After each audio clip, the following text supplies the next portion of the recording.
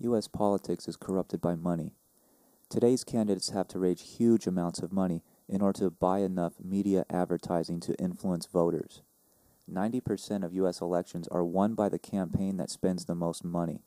But it is not common people giving money to candidates. Instead, the majority of cash is given by the wealthiest people in the country. These elites do not simply give money because they like a certain candidate. They give money because they want something back in return, which means that any candidate who wins election through money goes into office owing favors to their rich supporters.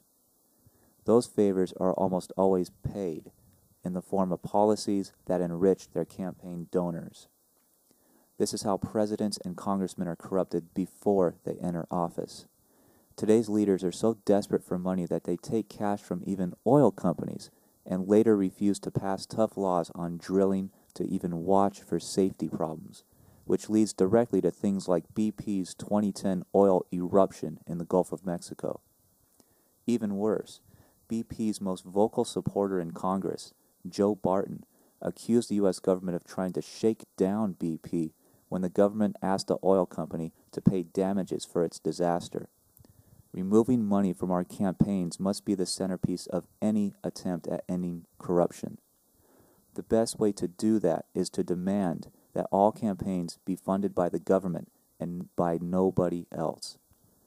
This means that all private campaign donations must be made illegal. Today, the rich form outside groups to publicly advocate for or against a candidate in the media. Therefore, we must amend the Constitution in 3 important ways. 1. To create public financing for all federally elected offices. 2. To make it illegal for any person or group to give private money to candidates or campaigns. And 3.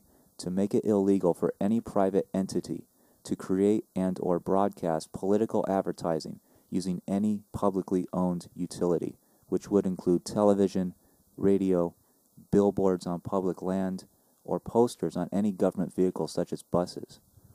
This would make all candidates for any single office completely equal in the amount of campaign money spent, which will kill the ability of the wealthiest people in the country to dominate politics and turn the government back over to the common voters.